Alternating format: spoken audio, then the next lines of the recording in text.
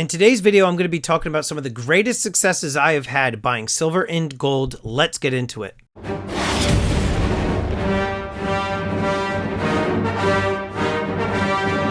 How you doing, everybody? Welcome to Empire Precious Metals. Thank you so much for watching. If you're new to the channel, please make sure you blast that subscribe button and get the bell notification clicked. That way you get updated with any new content. Today I am talking about the greatest successes I have had buying silver and gold. This is kind of a follow-up to the previous video I did talking about my greatest mistakes. So I wanted to talk about the greatest successes.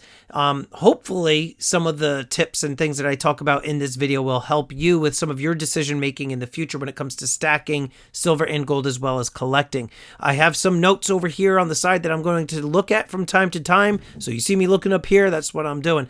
I have all these different things here that I'm kind of happy and proud about that aren't in any particular order. So I'm just going to, I guess, start from the top. The first one is the Wolverine error as well as the Lady and the Tramp error. My channel had received a notification via email from then subscriber Paulie Buck. Now he has become a very good friend of mine, and he's got his own silver and gold stacking channel here on YouTube. Definitely make sure you check him out, Paulie Buck. But Paulie at the time was an unknown, and he had emailed me talking to me about a coin that he found that something looked off to him. And so we got on the phone, we started talking, and he told me take a look at the date. And I was looking at it, and it was essentially an error. This coin, at first I thought it was fake. I didn't know what to make of it. Was minted by mistake from the Perth Mint. They had used the wrong die for the particular year. And so a batch of these Wolverine coins got out, about 400 of them. And because they are so rare and scarce, they are quite valuable. They go for raw anywhere between $800 to $1,000 and graded maybe around $1,000 to $1,200, maybe even $1,400. That was the Wolverine error coin. And what was also cool about that is that I ended up getting featured in Coin World magazine. Same thing happened with Lady and the Tramp.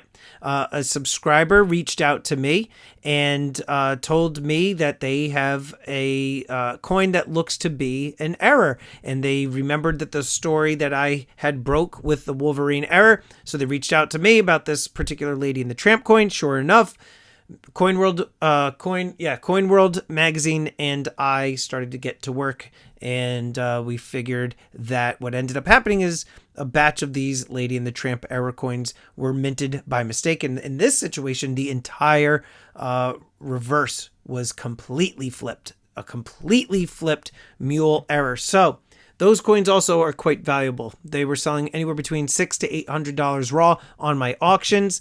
Very few people have come across these. So those two items were great successes for the channel because I was able to break some news to the coin world about these particular errors. I was notified from subscribers, which tells me that they trusted me with the information. And we were able to work out a couple of deals when I sold some coins on their behalf. And so it was very good for everybody. Coin World magazine got their story out. I got the notoriety on the YouTube channel, and the owners of and discoverers of these error coins were able to profit off of these errors as well. I would also say that most recently, this is another big success, and this is the 2-ounce Revolver coin. And why am I so excited about this coin? Well, this coin, I was able to tell instantly just by the design of it that it was going to be a hot selling item.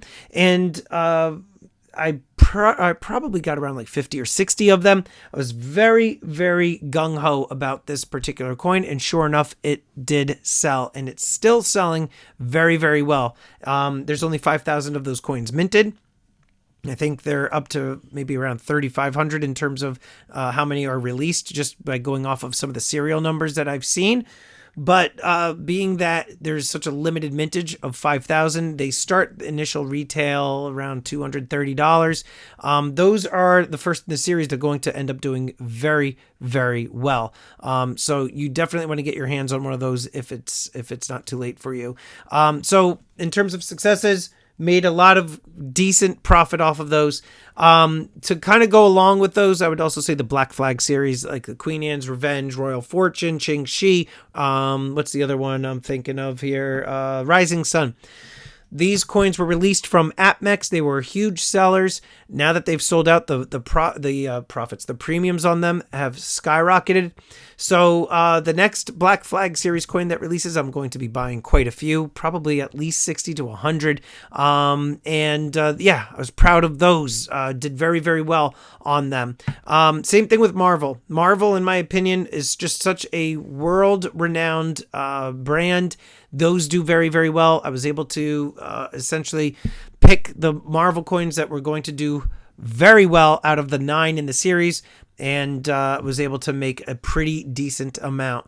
One of the other things I'm proud of and happy about, hindsight being 2020, sure, I wish all of us could have done this a little bit better, but stacking gold in the mid 2000s, I got into gold. My first 4 ounces of gold I bought in around 2006, 2007. Bought it for around $900 an ounce. I am still bullish on gold. I continue to buy it right now. But to be honest with you, I would love for the price of gold to drop even more. That way we can acquire, or I can acquire more. But I was happy that I bought when I did. And, my dollar cost average right now is quite low. So I'm quite pleased with how I have approached stacking silver and gold.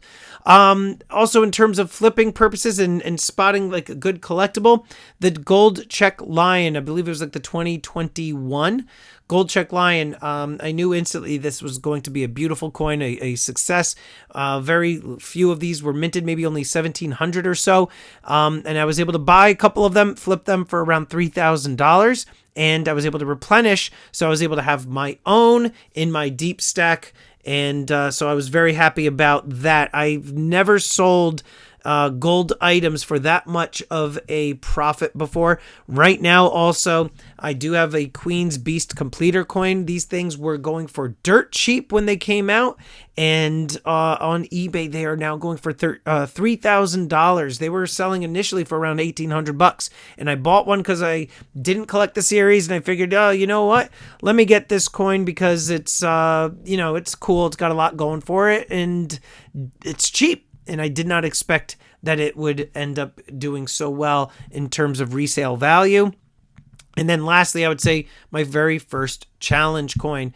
I have made a whole wide range of different marketing materials for the channel. And one of those things happens to be an ongoing series of challenge coins.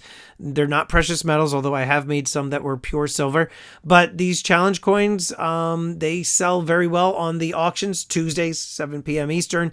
And, the very first challenge coin sold to Grog the Devourer, who battled it out against Vertical Stacker, and the winning bid was $600, and the rest was history. So I was very, very proud of those moments. I've had plenty of failures as well, which like I said, I talked about in the previous video, but I just wanted to share some of these smaller success stories with all of you. I guess also the channel. I'm happy about the channel. I broke 25,000 subscribers. To me, that's a milestone that I never could have envisioned that I would have reached. But I want to thank each and every one of you for making that a possible thing. So anyhow, those are some of the greatest successes that I've had to date when it comes to buying silver and gold.